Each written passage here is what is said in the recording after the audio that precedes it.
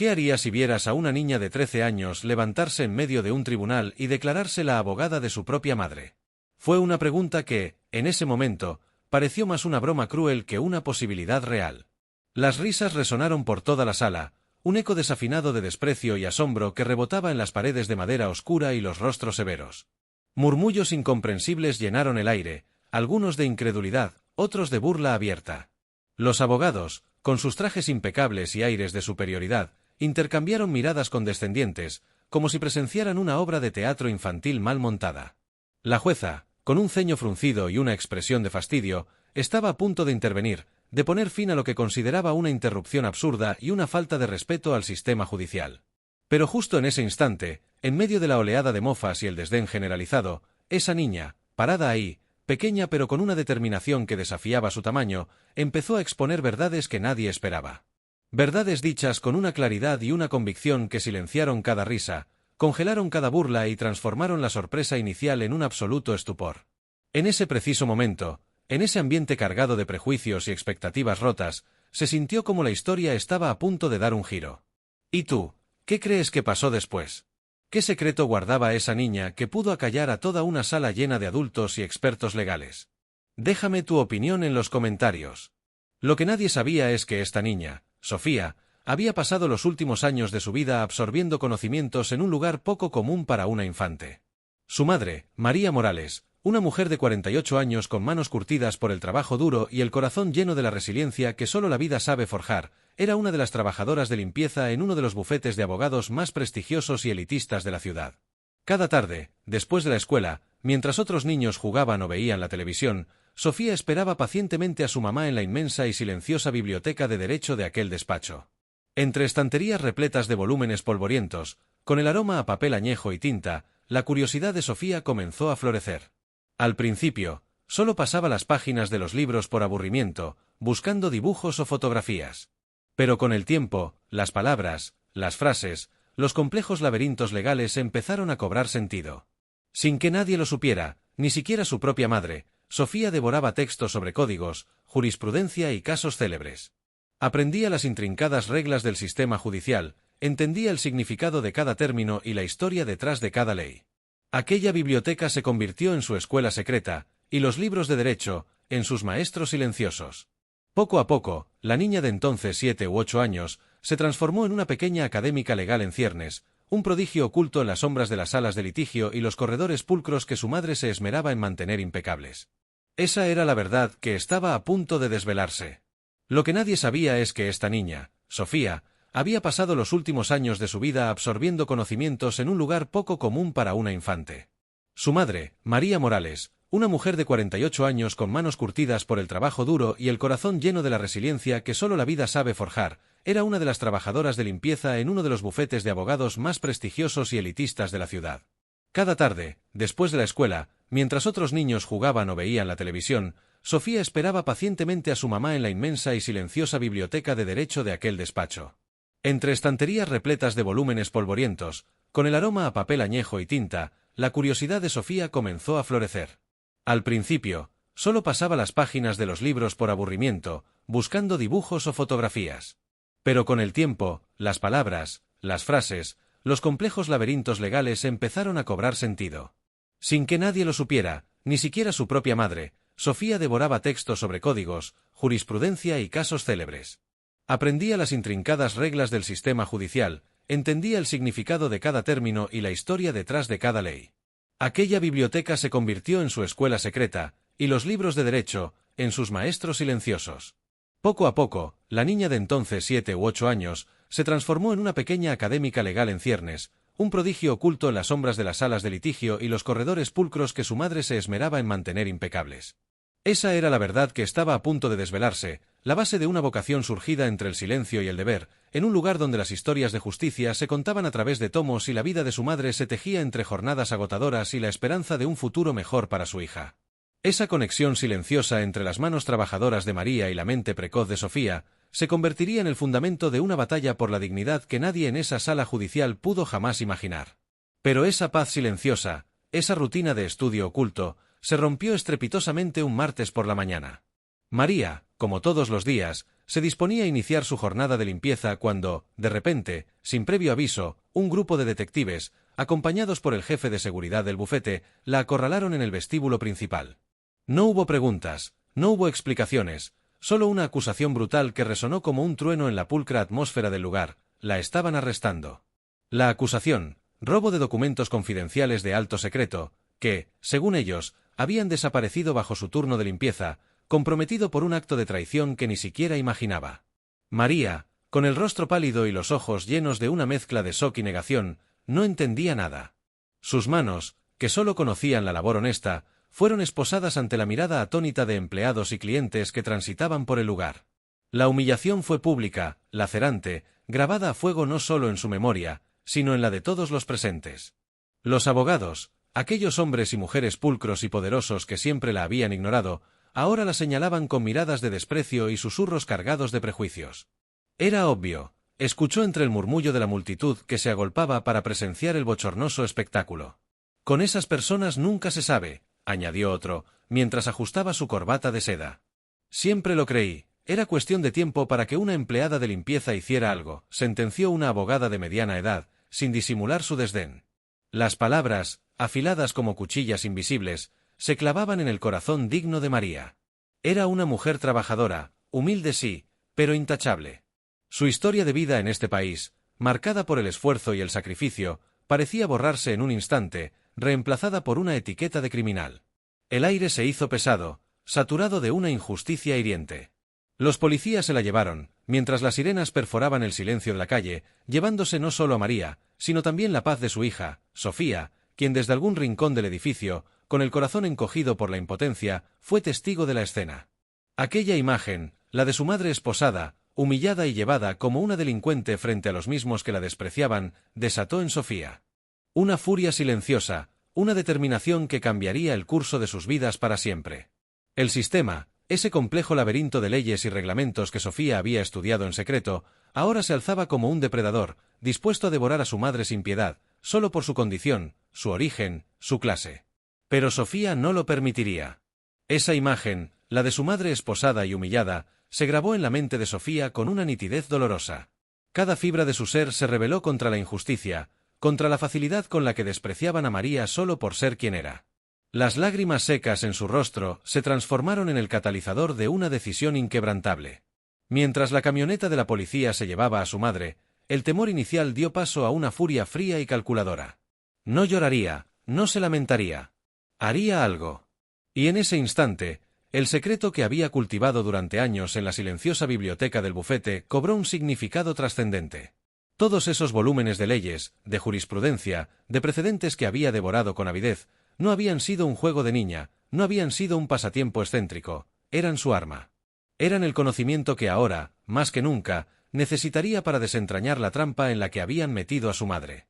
Había estado tomando notas meticulosamente, llenando cuadernos con extractos de códigos, resúmenes de casos y análisis de argumentos legales. Había anotado cada detalle, cada anomalía en los procedimientos de la corte, cada conflicto de intereses que había leído. Había trazado mapas mentales de cómo funcionaba el sistema judicial, identificando puntos débiles, lagunas, y sobre todo, las vías para exponer la verdad.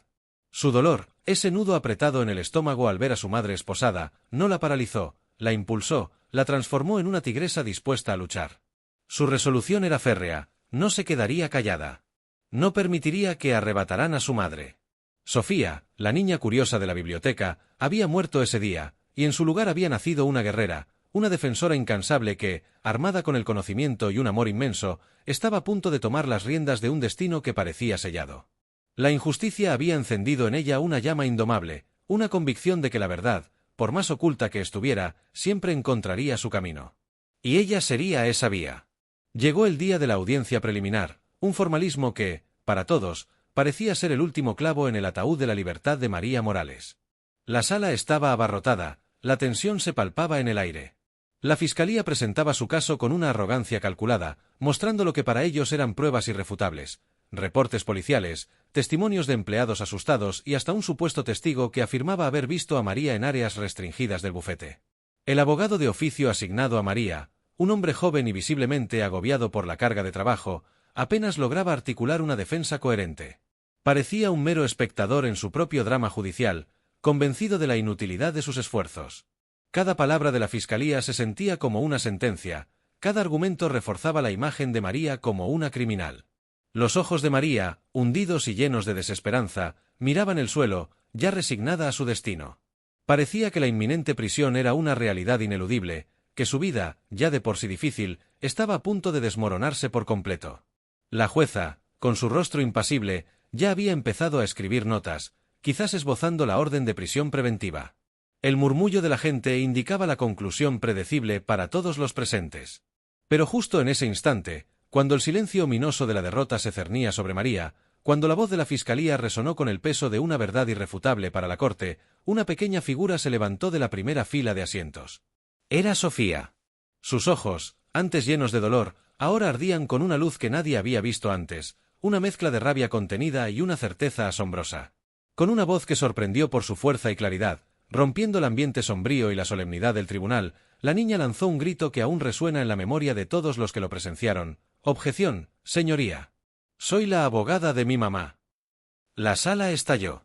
No fueron susurros esta vez, fue una cacofonía de risas descontroladas, de murmullos chocantes y de un asombro desmedido. Los abogados soltaron sonoras carcajadas, la fiscalía intercambió miradas de incredulidad y hasta la jueza, por un segundo, pareció perder la compostura, su ceño fruncido se convirtió en una expresión de burla. ¿Una niña? ¿Una abogada? La escena era ridícula, inverosímil. Pero, de repente, la voz de Sofía, pequeña pero firme, se alzó de nuevo. No era un grito histérico, sino una declaración de principios que, incomprensiblemente, empezó a helar la risa en las gargantas de todos. Su postura, la forma en que su pequeña mano se alzó con una seguridad impropia, y la intensidad de su mirada, hicieron que las carcajadas se apagaran, que los murmullos cesaran y que la sala se sumiera en un silencio tan espeso que se podía cortar con un cuchillo. Todos los ojos, antes burlones, ahora estaban fijos en ella, expectantes, perplejos.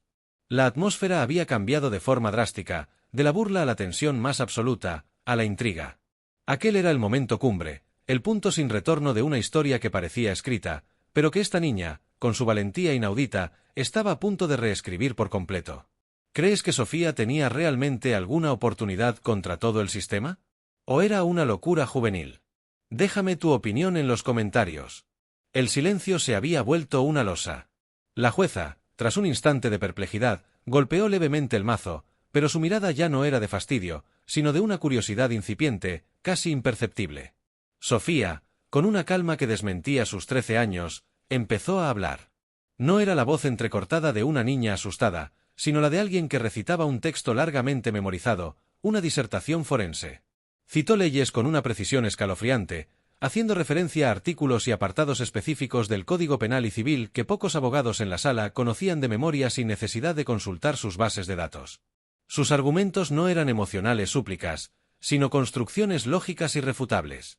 Habló de la presunción de inocencia, del derecho a un proceso justo, y de la carga de la prueba que recaía sobre la fiscalía, no sobre la defensa. Pero lo verdaderamente impresionante fue cuando Sofía, con una audacia pasmosa, se giró hacia la jueza y hacia el fiscal, y con su pequeña mano señaló directamente un posible conflicto de intereses. Explicó, con terminología legal impecable, cómo la jueza había sido socia en el pasado de uno de los abogados del bufete donde su madre trabajaba y cómo el fiscal había gestionado previamente un fideicomiso para la familia del socio principal de la firma. Aquellas revelaciones cayeron como bombas en la sala. El rostro de la jueza se endureció, mientras el fiscal se ponía lívido. La atmósfera, ya tensa, se electrificó. Sofía no terminó ahí. Prosiguió, desgranando una serie de inconsistencias en el caso presentado contra su madre. Con cada frase, un nuevo clavo en el ataúd del relato oficial. Primero, la clonación de la tarjeta de acceso de María. Presentó, con una seguridad que dejó a todos atónitos, pruebas de que la tarjeta de su madre había sido duplicada 2 días antes del supuesto robo de documentos, y que esa copia había sido utilizada en horarios en los que María estaba demostrablemente fuera de las instalaciones. Luego, una revelación aún más dañina para la fiscalía, las cámaras de seguridad. Detalló cómo los archivos de vídeo de ciertos pasillos y oficinas específicas, coincidentemente, habían fallado justo en el periodo en que, supuestamente, María operaba. Pero no solo eso, Sofía había descubierto patrones en esas fallas, identificando un software de manipulación de vídeo que dejaba pequeñas pero cruciales marcas de agua digitales, invisibles a simple vista, pero detectables por un análisis forense. Y finalmente, llegó al punto más turbio: los pagos sospechosos. Presentó, no sin un deje de indignación en su voz, registros de transferencias considerables y periódicas del bufete a una cuenta bancaria a nombre del jefe de seguridad, el mismo hombre que había escoltado a los detectives para arrestar a su madre. Esas transferencias, argumentó Sofía, no correspondían con su salario ni con bonificaciones conocidas, sugiriendo un soborno o un pago por servicios ilícitos. Cada dato, cada prueba, estaba respaldada no por gritos o lamentos, sino por documentos, fechas y cifras exactas que Sofía sacaba de una pequeña mochila y presentaba con la solemnidad de un veterano litigante. La sala, antes llena de burlas, ahora estaba en shock, con los presentes inclinándose hacia adelante, absolutamente cautivados por la niña que desmantelaba, pieza por pieza, el caso que parecía sellado. A pesar de los intentos desesperados del fiscal por acallar sus exposiciones con constantes objeciones, Sofía se mantuvo firme. Cada vez que le negaban una palabra, su argumento se volvía más conciso y potente. Cuando los primeros testigos de la fiscalía fueron llamados al estrado, aquellos que habían visto o sospechado de María, Sofía se transformó. Su interrogatorio no fue el de una principiante, sino el de una estratega experimentada. Desmontó coartadas, expuso contradicciones en sus declaraciones previas e hizo que la incertidumbre reinara en sus respuestas. Preguntó por la visibilidad en las zonas supuestamente comprometidas, por la exactitud de los horarios que se les había ordenado reportar, y porque sus sospechas sobre María no habían sido reportadas antes de la desaparición de los documentos. La sala observaba, hipnotizada, cómo esta niña arrinconaba a adultos que se creían intocables. Pero el verdadero giro llegó cuando Sofía, durante un interrogatorio cruzado a un supervisor de seguridad, no solo desveló las inconsistencias de los vídeos, sino que, con una pregunta directa y sin titubeos, preguntó por la relación del supervisor con Richard Preston III. Un nombre que, hasta ese momento, había permanecido en las sombras, pero que ahora, pronunciado por la voz clara de Sofía, resonó en la sala con el peso de la verdad. Richard Preston III, uno de los socios fundadores del prestigioso bufete, el hombre que encabezaba el comité que investigaba el robo, la figura intachable que había prometido justicia para la firma. Sofía reveló con fría precisión cómo Preston había utilizado a empleados humildes, a personas con menos poder y con menos voz, como chivos expiatorios para encubrir una trama mucho más grande. No era la primera vez que se utilizaba una filtración accidental de documentos para desviar la atención de sus propias maniobras ilegales, maniobras que involucraban lavados de dinero y contratos fraudulentos. La astucia de Sofía no solo era impresionante, era aterradora para los corruptos.